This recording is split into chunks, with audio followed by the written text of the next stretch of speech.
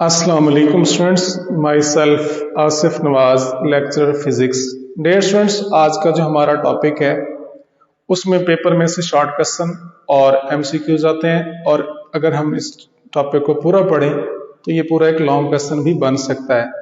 तो चलते हैं अपने टॉपिक की तरफ, और हमारा टॉपिक का जो नेम है वो है वेव नेचर ऑफ पार्टिकल।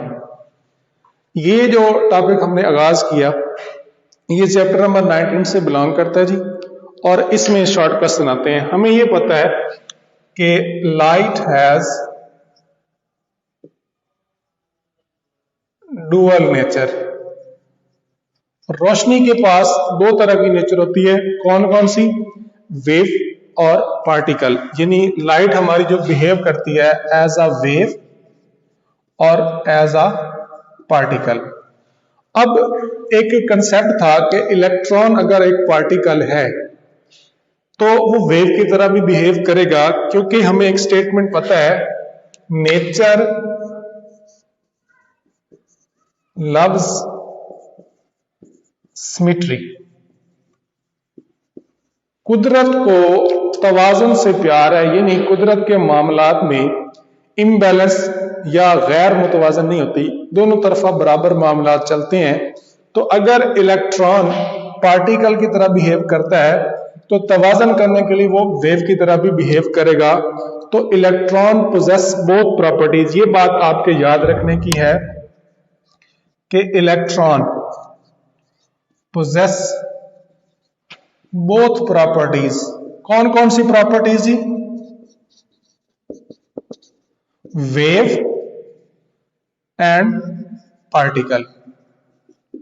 अब लोएस्ट डी ब्रॉगली का जो कंसेप्ट था वो ये था कि momentum of particle is equal to H over lambda, और अगर आप लैम्डा निकालें तो पी हम कह सकते हैं जी एच ओवर पी, और मोमेंटम का हमें पता है P is equal to mass ज़रब वेलोसिटी। तो हमारा जो रिलेशन बन जाएगा एच ओवर एम वी के बराबर आ जाएगा। अब हमने ये डिसाइड करना है कि एक पार्टिकल, फॉर एग्जांपल हम इलेक्ट्रॉन की बात करते हैं और उसके पास मोमेंटम है, तो वो कौन सा बिहेवियर शो करेगा? पार्टिकल। क्या वो वेव की तरह नेचर रखता है? तो इस बात को डिसाइड करने के लिए हमें उसकी वेवलेंथ मालूम करनी है। क्या मालूम करनी है? वेवलेंथ। अगर वेवलेंथ उसकी हम डिटेक्ट कर गए तो हम ये साबित कर चुके होंगे कि उस पार्टिकल के पास वेव की तरह भी प्रॉपर्टीज हैं। तो वेवलेंथ मालूम करते हैं। सबसे पहले हम मैक्रोस्कोपिक की बात करते हैं जी, मैक्रोस्कोपिक, और उसके लिए हमने इस्तेमाल करनी है बुलेट। क्या इस्तेमाल करनी है जी? बुलेट। और बुलेट का जो मास है वो हमने इस्तेमाल किया जी 20 ग्राम, और उसकी स्पीड हमने इस्तेमाल की 330 मीटर पर सेकंड। तो हम लैम्डा अगर उसकी मालूम करें तो हमारे पास रिलेशन है एच ओवर एम वी, और एच हमने कहा 6.63 10 टू रेज पावर -34। मास को अगर हम ग्राम में कन्वर्ट करें तो 20/1000 करेंगे तो 0.2, और ये हमारे पास जो स्पीड है 330। अब इस सारे का जो जवाब हमारे पास आएगा वो आएगा 1 × 10 टू रेज पावर -34 मीटर। अब ये जो वेवलेंथ हमने मालूम की, ये वेवलेंथ वेरी स्मॉल है, बड़ी। ये वेवलेंथ हमें क्या नजर आई जी? Very small. अब वेरी स्मॉल का ये मतलब है कि इसकी रेंज -34 मीटर में आई। अब इतनी कम वेवलेंथ को हम अगर डिटेक्ट नहीं कर पा रहे, हमें पता ही नहीं चला, हम इसको नॉट डिटेक्टेबल, ये हम इसको मैयर नहीं कर सके। अगर एक चीज को हम मैयर नहीं कर सके तो हम कैसे कह सकते हैं कि वो वाली प्रॉपर्टीज इसके पास हैं? तो ये वाला हमारा कंसेप्ट क्या हो गया? रॉन्ग। यानी बुलेट ने वेव फाइंड नहीं कर सके उसकी, तो उसने कोई वेव नेचर नहीं दी। अब हम इस्तेमाल करेंगे फॉर इलेक्ट्रॉन। क्या इस्तेमाल करेंगे जी? For electron. तो इलेक्ट्रॉन के मामले में हमने क्या क्या डिस्कस किया? मास ऑफ इलेक्ट्रॉन पुट करना है 9.1 -31 kg, और स्पीड ऑफ इलेक्ट्रॉन हमने पुट करनी है 1 × 10⁶। अब हमारे पास जो रिलेशन है lambda is equal to h/mv, यहां पे हम पुट करेंगे 6.63 10⁻⁻34 और मास हमने इलेक्ट्रॉन का पुट करना है तो वो -31 और यहाँ पे स्पीड हम पुट करेंगे 1 × 10⁶। इस सारे की जब हमने कैलकुलेशन की तो हमारे पास जो जवाब आएगा वो हमारे पास आएगा 7 × 10⁻10 मीटर। अब ये जो वेवलेंथ थी अगर आप कंपेयर करें कि बुलेट के केस में हमने -34 फाइंड आउट की और इलेक्ट्रॉन के केस में हमने -10 फाइंड आउट की, तो -10 बहुत ज्यादा वेवलेंथ है, -34 बहुत कम है, तो वो मेजर नहीं हो सकी। ये जो है ये मेजरेबल है, डिटेक्टेबल है और हमें पता है कि 10 की पावर -10 मीटर जो रेंज है वो एक्स रेज की होती है। तो एक्स रेज की जो रेंज है हम कह सकते हैं जी एक्स रेज की जो रेंज है वो इसके अंदर आती है 10 की पावर -10 मीटर में। तो हमारे पास जो कंसेप्ट बना कि इलेक्ट्रॉन की वेवलेंथ हम फाइंड आउट कर सकते हैं, तो इलेक्ट्रॉन वेवलेंथ मालूम होगी तो वो वेव की तरह काम करेगा और बुलेट की फाइंड आउट नहीं कर सकते तो वो बुलेट वेव की तरह काम नहीं करती। अब इलेक्ट्रॉन की फाइंड आउट हुई तो ये जो रेंज है ये डिटेक्टेबल है। ये क्या है? डिटेक्टेबल। तो हमने कह दिया कि electron possess wave nature, electron possess या इलेक्ट्रॉन हैज वेव नेचर। अगर ये वेव नेचर रखता है, पहले क्या रखता था? Particle nature. फिर लोइस डी ब्रोगली कंसेप्ट हमने यूज करके इसकी वेव नेचर को प्रूफ कर दिया, तो हमने ये साबित कर दिया कि इलेक्ट्रॉन हैज डुअल नेचर। क्या साबित कर दिया जी? Electron has dual nature. ये जो लोइस डी ब्रोगली का कंसेप्ट था उसको वेरीफाई जिस बंदे ने किया था वो दो साइंटिस्ट थे, डेविसन और जर्मर। उन्होंने एक एक्सपेरिमेंट किया था। तो यहां से हमारा एक सवाल शुरू होता है जी, डेविसन एंड जर्मर एक्सपेरिमेंट। अब ये हम लॉन्ग क्वेश्चन के तौर पर डिस्कस कर रहे हैं तो ये पूरा टॉपिक आपने याद रखना है। अब इस बंदे ने जो अपना एविडेंस दिया था कि इलेक्ट्रॉन जो है वो वेव नेचर की तरह काम करता है, उन्होंने एक बात की कि एक्स रेज डिफ्रैक्ट होती हैं। क्या होती हैं जी? डिफ्रैक्ट होती हैं। तो वो कौन सी नेचर रखती हैं? वेव। एक्स रेज अगर डिफ्रैक्ट होती हैं तो वो कौन सी नेचर रखती हैं? वेव।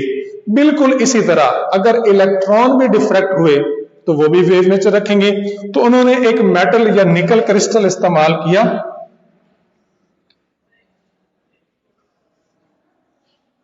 और उस निकल क्रिस्टल के अंदर उन्होंने एक फिलामेंट लिया और फिलामेंट को उन्होंने हीट अप किया और उसमें से एक बीम निकली।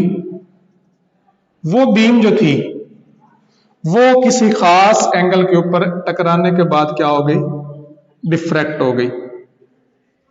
अब इस एंगल को उन्होंने डिटेक्टर लगा के क्या किया? डिटेक्ट किया। डिटेक्टर लगा के उन्होंने इसको क्या किया? डिटेक्ट किया। तो उन्होंने इसकी वेवलेंथ मालूम की। अब इनके जो एक्सपेरिमेंट में फार्मूला बना, हमें पता है कि जो हम इसको फिलामेंट को हीट अप गर्म करेंगे तो तब इसको हमें देना पड़ेगा पोटेंशियल, और पोटेंशियल बराबर होता है वर्क डन ओवर चार्ज। तो वर्क डन क्या बन जाएगा? Charge multiplied by potential. अब हमें पता है कि जब किसी चीज को हम वर्क डन करेंगे तो उसके अंदर एनर्जी स्टोर होगी। अगर वो चल पड़ेगा तो काइनेटिक एनर्जी उसके पास आ जाएगी। तो वर्क डन हो गया काइनेटिक एनर्जी, चार्ज को हमने क्या कहा? ई, और ये पोटेंशियल हमारे पास वी। अब हम इस तरफ देखते हैं कि हमारे पास ये जो काइनेटिक एनर्जी है उसका फार्मूला क्या है? Half m e square. क्या फार्मूला है? हाफ एम ई स्क्वायर, और इधर हमने क्या रखा? ईवी। तो दो इधर चला जाएगा तो ये बन जाएगा 2, ये बन जाएगा जी 2 ईवी। इस तरफ भी एम से जरब किया तो एम जरब m, m square v square, और ये बन जाएगा 2m ईवी। अब हमें पता है कि P is equal to mv। हमें क्या पता है जी, p is equal to mv, तो p square is equal to m square v square. ये m स्क्वायर v स्क्वायर हमारे पास p स्क्वायर आ गया 2mev, इधर भी स्क्वायर रूट इधर भी स्क्वायर रूट, तो हमारे पास जो रिलेशन बचेगा p is equal to 2mev और स्क्वायर रूट। अब हमें वेवलेंथ का फार्मूला का पता है, lambda is equal to h over p, तो h हमारे पास वैसे रहेगा, p की जगह पे हम उसकी वैल्यू पुट कर देंगे 2mev। अब आप देखें कि प्लांक्स कांस्टेंट किसके बराबर है, 6.63 10 to raise power minus 34, square root हम लगाएंगे 2, mass of electron 9.1 minus 31, charge हमें पता होता है 1.6 माइनस 19, और यहाँ पे जो हमने पोटेंशियल इस्तेमाल किया वो हमारे पास है V is equal to 54 volt. ये आपने याद रखना है, ये जो पोटेंशियल हमने इस्तेमाल किया ये एक एक्सपेरिमेंट के लिए वैल्यू है, तो V की जगह पे हम लिखेंगे 54। इस सारे को कैलकुलेट करने के बाद हमें जो जवाब मिला 1.66 10 to raise power minus 10 metre. ये वेवलेंथ जो थी ये एक्सपेरिमेंट से प्रूव की थी ब्रेवेसन और जर्मर ने। अब लोइस डी ब्रोगली ने जो अपना कंसेप्ट दिया था, लोइस डी ब्रोगली के मुताबिक उसने कहा था कि मेरी जो इक्वेशन है 2d sin theta is equal to m lambda, और उसने ये डिफ्रैक्शन का प्रोसेस बताया था। क्या बताया था जी, डिफ्रैक्शन का। अब m जो है वो कोई भी फ्रिंजेस का ऑर्डर है, तो m की वैल्यू 1 रखेंगे, और d हमारे पास था 0.09 या 10 to raise power minus 10 metre.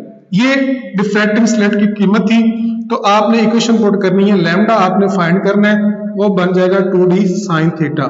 यहाँ पे जो डिफ्रैक्टिंग एंगल है उसको उसने 65 डिग्री पुट किया, तो वैल्यू पुट करें 2 multiply 0.09 10 to raise power minus 10 और sin 65 पुट करें, तो हमारे पास इसका जो जवाब आया था लैम्डा का वो आया था 1.65 10 to raise power minus 10 metre. अब इस कंसेप्ट को और इस कंसेप्ट को जो डी ब्रोगली ने फाइंड आउट की और जो डेविसन ने फाइंड की, उनकी जवाब जो थे वो आपस में मैच कर गए, तो डी ब्रोगली के हाइपोथेसिस को डेविसन ने तजर्बे के जरिए प्रूफ किया, तो इस तरह उन्होंने इलेक्ट्रॉन की वेवलेंथ मालूम की। अब ये वेवलेंथ की जो रेंज है वो 10 मीटर में आई, 10 की पावर माइनस 10 में, और ये डिटेक्टेबल है। तो इस तरह हमने साबित किया कि इलेक्ट्रॉन के पास वेव नेचर भी है, पहले वो पार्टिकल नेचर रखता था, अब वेव नेचर आ गई। तो ये था आज का हमारा लेक्चर। पूरे सवाल को आप मिला के लिखेंगे तो ये एक लॉन्ग क्वेश्चन बनता है, इसको आपने तैयार करना है। Thank you.